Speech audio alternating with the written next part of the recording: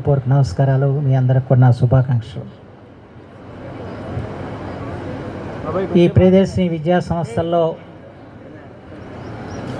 ఈ సాంకేతిక విద్యను అభ్యసించి ఇవాళ వీడ్కోలు తీసుకున్న మీ అందరికి కూడా ఈ రకంగా ఒక సాధారణమైన వీడ్కోలు ఇవ్వాలని చెప్పి కార్యక్రమం ఏర్పాటు చేసేందుకు ముందుగా యాజమాన్యానికి నా హృదయపూర్వకమైన ధన్యవాదాలు. చాలా సంవత్సరాల నుంచి నన్ను ఈ విద్యా సంస్థకు ఆహ్వానిస్తూ వస్తున్నారు. కానీ నేను వేరే కార్యక్రమంలో ఉండటంతో రాలేకపోవటం, చివరికి ఈరోజు ఈ మండు టెండలో మిమ్మల్ని కూర్చోబెట్టి మాడాల్సి రావటం కూడా విచిత్రం అనిపిస్తుంది నాకు.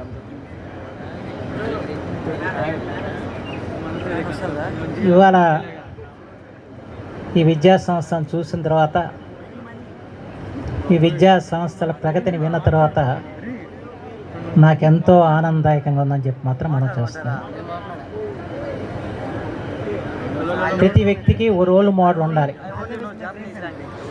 ఈ విద్యా సంస్థలో చదివే వారికి వేరే రోల్ మోడల్ కాదు, చంద్ర రామారావు గారే మీకు రోల్ మోడల్. ఆయన చక్రాయపాలెం అనే వచ్చిన కుగ్రామంలో జన్మించి, రైతు కుటుంబంలో జన్మించి అంచెలంచెలుగా ఎదిగి, స్వయం కృషితో ఎదిగి ఈ రోజున ఈ మహోన్నతని విద్యా సంస్థను నెలకొల్పి కొన్ని వేల మందికి విద్యాదానం చేసిన ఘనత అయింది. కృషి ఉంటే మనుషులు ఋషులు అవుతారు, మహాపురుషులు అవుతారు, తరతరాలకి తరగని వెలుగు అవుతారని సినిమా పాట మీరు వినుంటారు. ఆ పాట బహుశా వేటూరు సుందరమూర్తి గారు చంద్ర రామారావు గారిని ఉద్దేశించి రాసి ఉంచారని నేను భావిస్తున్నాను. ఎందుకు ఈ విషయాలు చెబుతానంటే, ఏ వ్యక్తి అయినా కూడా ఒక ఉన్నత స్థానానికి ఎదిగాడంటే ఎంత కృషి చేస్తే తప్ప ఎదగరు. వాళ్ళు నేను రాజకీయాల్లో ఈ స్థితికి వచ్చానంటే ఎన్నో ఆటుపోట్లని, ఎన్నో జయాపజయాలని ఎదుర్కొని నిలబడబట్టే ఈ స్థాయిలో ఇవాళ కూడా నిలబడగలిగాను ప్రజల ఆదరాభిమానాలతో. అంచేత ఏ రంగంలో అయినా కూడా ఆ రంగంలో మనం ఒక విశిష్టమైన వ్యక్తులుగా మనం రూపొందాలని చెప్పిన ఒక ఆలోచన మనలో ఉండాలి. స్వామి వివేకానంద ఒక మాట చెప్పారు, మందలో ఒకరిగా ఉండకండి, వందలో ఒకరిగా ఉండటానికి ప్రయత్నం చేయండి.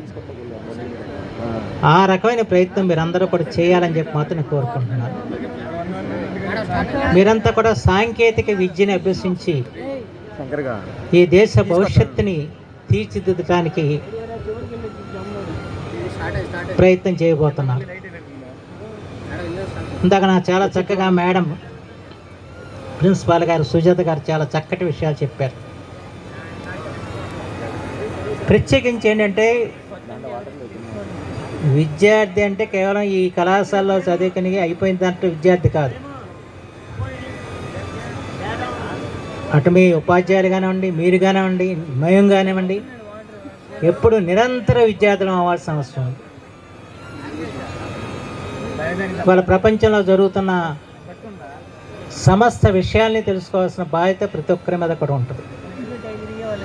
అందులో మీరు సాంకేతిక రంగానికి సంబంధించిన వారు. సాంకేతిక రంగంలో రోజు రోజుకి నూతన ఆవిష్కరణలు వస్తున్నాయి. ఆవిష్కరణల గురించి తెలుసుకోవాలి. ఆవిష్కరణతో మీరు కూడా అందిపుచ్చుకుని పురోగమించాల్సిన అవసరం. నా కళ్ళ ముందే చాలా ఆవిష్కరణలు వచ్చాయి. ఇవాళ వచ్చిన ఆవిష్కరణలు రేపటికి ఉపయోగపడిన పరిస్థితి అయిపోతుంది. మనం చూస్తాం పాతకాలపు,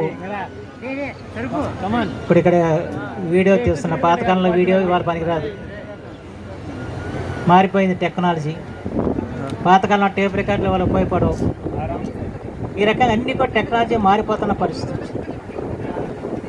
ఆ పరిస్థితుల్లో ఇవాళ ప్రపంచం ఏ విధంగా ముందుకు సాగుతుంది, ప్రపంచంలో ఏ కొత్త ఆవిష్కరణ వచ్చింది, ఆ ఆవిష్కరణ మనం అందిపుచ్చుకొని మనం ఏ విధంగా ఎదగాలని చెప్పిన ఆలోచన చేయాల్సిన అవసరం. ఇప్పుడు మన ముఖ్యమంత్రి గారు రోజు క్వాంటమ్ వ్యాలీ అని చెప్తే క్వాంటమ్ కంప్యూటర్స్ గురించి చెబుతున్నారు. దాని మీద నాకైతే పెద్ద అవగాహన లేదు. అది మీరు అవగాహన చేసుకోవాలి. ఎందుకంటే ఇప్పుడు ఒకనొకప్పుడు హైదరాబాద్లో ఐటీకి సిటీ నిర్మాణం చేసినప్పుడు ఐటీ రంగానికి వాళ్ళ ప్రపంచంలో గుర్తు ఉంది. ఆ ఐటీ రంగంలోకి మన వాళ్ళు వెళితే వాళ్ళకి మంచి భవిష్యత్తు ఉంటుందని చెప్పి ఆ రోజున ఆలోచన చేయటం జరిగింది. నిజంగా ఇవాళ తెలుగు పల్లె సీమల స్థితిగతులు మార్చింది మాత్రం ఐటీ అని చెప్పి మాత్రం ఖచ్చితంగా చెప్పచ్చు. మేమంతా కూడా ఆర్ట్స్ చదివిన, చరిత్ర చదివిన వాళ్ళం, బిఏ మా చరిత్ర. ఇవాళ ఎవరు ఆర్ట్స్ తీసుకోవడం లేరు, అందరూ ఇంజనీరింగ్ లేకపోతే డాక్టర్. ఇంజనీరింగ్ ఎందుకు అవుతున్నారు? ఇవాళ భవిష్యత్తులో మనకు అవకాశాలు ఉంటాయి అని చెప్పి అంచేత ఇవాళ ఆ రోజున ఐటీని కావాలంటే మనకి ఇంజనీరింగ్ కళాశాల కావాలి.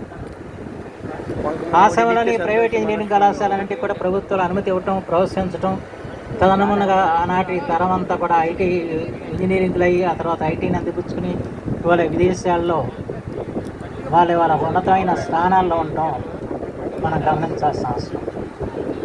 ఎందుకు పరిశ్రమలు అంటే మనంతా కూడా వ్యవసాయ ప్రధానమైన ప్రాంతం. వ్యవసాయం ఎప్పుడు కూడా ఒడిదుడుకులు లోన్ అవుతూ ఉంటుంది. మన ఎంత విధంగా ఉన్న రోజు అతివృష్టి లేకపోతే అనావృష్టి వస్తాయి. ఇవాళ వ్యవసాయం మీద పెద్ద లాభదాయకమైన పరిస్థితి ఉండదు. నేను మా అవనిగట్లో చూస్తూ ఉంటా, 4-5 అంతస్తుల భవనాలు ఉన్నాయి ఇవాళ. అది వ్యవసాయం మీద జరిగేది కాదు. ఆ భవనాలు చూడగానే అనిపిస్తూ పోసి ఈ పిల్లడెవరో ఏ ఇతర దేశాల్లో ఉన్నారో అతి ఇతర రాష్ట్రాల్లో ఉండి ఐటీలో సంపాదించి వాళ్ళ తల్లిదండ్రులు పంపట్టి కదా ఇల్లు కట్టాడని చెప్పాను. అది వెంటనే మనకి స్ఫురిస్తుంది. అంటే ఒక ఆర్థిక స్థితిగతులను మార్చింది కూడా ఐటీ అన్న విషయం మనం గుర్తుంచుకోవాల్సిన అవసరం. అయితే ఇవాళ ఐటీ బదులు ఇంకా కొన్ని కొత్త వస్తున్నప్పుడు ఇది క్వాంటం అంటున్నారు, లేకపోతే ఇప్పుడు అన్నిటికంటే కూడా ఇది కృత్రిమ మేధ, ఇక మన బుర్ర పని చేయాల్సిన అవసరం లేదు, ఆర్టిఫిషియల్ ఇంటెలిజెన్స్ అంటున్నారు. ఇలాంటి అనేక కొత్త అంశాలు వస్తున్నప్పుడు ఆ కొత్త అంశాలని మీరు అన్వేషించాలి, వాటి గురించి సంపూర్ణంగా తెలుసుకోవాలి. సంపూర్ణంగా తెలుసుకోవాలంటే దాకా మీ మేడం చెప్పినట్టు బాగా చదవాల్సింది. గ్రంథ పఠనం ప్రధానమైన అంశం. ఇవాళ మన సెల్ ఫోన్లో సమస్తం కనబడతాయి, కానీ అది చూస్తేనే బాగానే ఉంటుంది, కాసేపు చదవటానికి బాగానే ఉంటుంది, అది బురకెక్కదు. ఎప్పుడైతే చదివితేనే బురకెక్కదు అనే విషయం మీరు గుర్తుపెట్టుకోండి. అందుకని గ్రంథ పఠనం మీద ఎక్కువగా దృష్టి సారించాల్సిన అవసరం. మీ పాఠశాల, మీ కళాశాలలో మంచి లైబ్రరీస్ ఉంటాయి.